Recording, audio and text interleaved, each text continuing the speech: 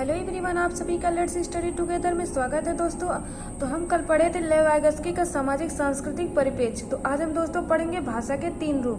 तो दोस्तों सबसे पहले आता है सोशल स्पीच, जो होता है सामाजिक वाक्य, जो 2 या 4 2 + 4 वर्ष।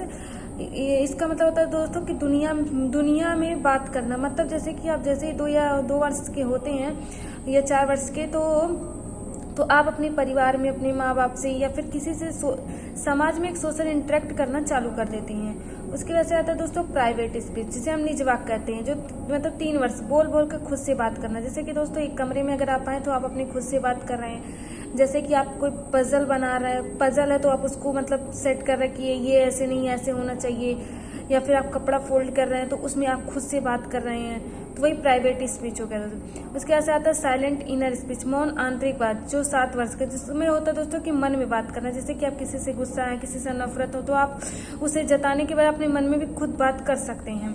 उसके बाद से आता है सम अदर इम्पोर्टेंट टर्म, जो ना प्रॉक्सिमल टर्म, जो होता है दोस्तों संभावित विकास का दायरा।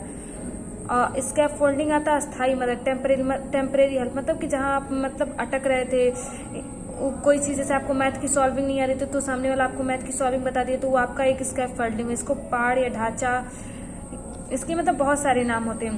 इसके वजह से आता है more knowledge other, MQ, anybody who knows more in a particular area expert. मतलब दोस्तों जैसे कि आपको CDP नहीं आ रही थी तो हमने आपको CDP बताई, तो हम आपके लिए मोर नॉलेज अदर हो गए।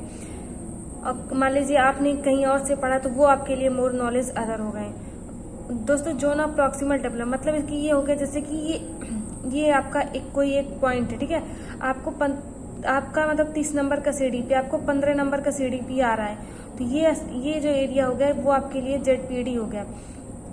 जैसे कि आपने किसी से बोला कि हमें नहीं आ रहा, तुमने कहाँ से पढ़ा, तो तुम हमें ये चीज बताओ, तो वो आपको बता रहा, तो वो आपके लिए क्या हुआ, ZPD। तो मान लीजिए आपको यहाँ से हेल्प मिला, तो ये यहाँ पे आ, तो ये आपके लिए क्या हो गया, मतलब एक आपका ZPD हो गया, जहाँ आपका संभावित विकास कर रहा है। जैसे कि पहले आपको 10 नंबर का नहीं आता, सामने वाले ने बता दिया, तो आपके 20-25 आने लगे, तो कल के आपके 30 भी आने लगेंगे।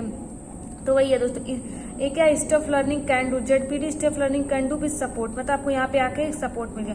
और stuff learning can do not with support, तो ये आप एकदम से साइंटिस्ट तो बन नहीं सकते, तो ये चीज एकदम से नहीं है।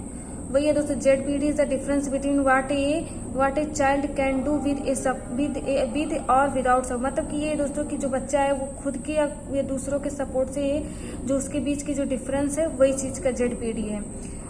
जिस दायरे में किसी की मदद से बच्चे को संभावित विकास हो, वही हमारा ZPD होता है। अब MQ होता है कोई छोटा या मतलब आप छोटे से ज्ञान ले रहे हैं या बड़े से ज्ञान ले, मैटर ये नहीं करता कि आपने कितना सीखा, ये हमारा MQ होता है। इसका फोल्डिंग टेम्परेरी हेल्प होता है, मतलब कि जब तक कि आप कोई चीज सीख नहीं लेते तब तक, जैसे कि आपको साइकिल चलाना नहीं आ रहा, तो पीछे से आपके गार्जियन आपके साइकिल को पकड़ के, आपको पेरेंट्स जो आपके सिखाना है, तो आजीवन तो नहीं ना साइकिल चलाना सिखाएंगे। जैसे ही आपको साइकिल सीखना आ गया तो उन्होंने आपको साइकिल से पीछे से छोड़ दिया, तो हमारी स्कैप फोल्डिंग हो गई। आपको मैथ के कोई सवाल नहीं आ रहे थे, आपको एक थोड़ा सा हिंट मिल गया तो आप उस सवाल को हेल्प कर लिए, तो ये हमारे स्कैप फोल्डिंग हो गया। उसके बाद से आता है दोस्तों सम मोर टर्म्स, जो और भी हैं। ये होता है कोलैबोरेटिव प्रोजेक्ट या कोऑपरेटिव। तो दोस्तों दोनों में बहुत माइनर सा डिफरेंस होता है। कोऑपरेटिव का मतलब होता है जिसमें हमें मदद मिल जाती है सीखने में, और कोलैब का मतलब होता है दोस्तों कि जिससे हम सब एक साथ मतलब समझ रहे हैं किसी चीज को, या कोई हमें बता रहा है, तो वही चीज।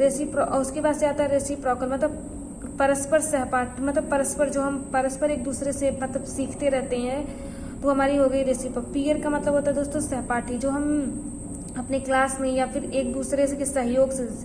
असिस्टिव लर्निंग जो हमारे कॉलेज से या फिर असिस्ट किया जाता है, या हमने कभी किया हो असिस्ट, तो उस चीज को हम असिस्टिव लर्निंग कहते हैं। तो आई होप दोस्तों आप सभी को मतलब वाइगोस्की का सोशल कल्चर अप्रोच समझ में आया हो। Thank you for watching.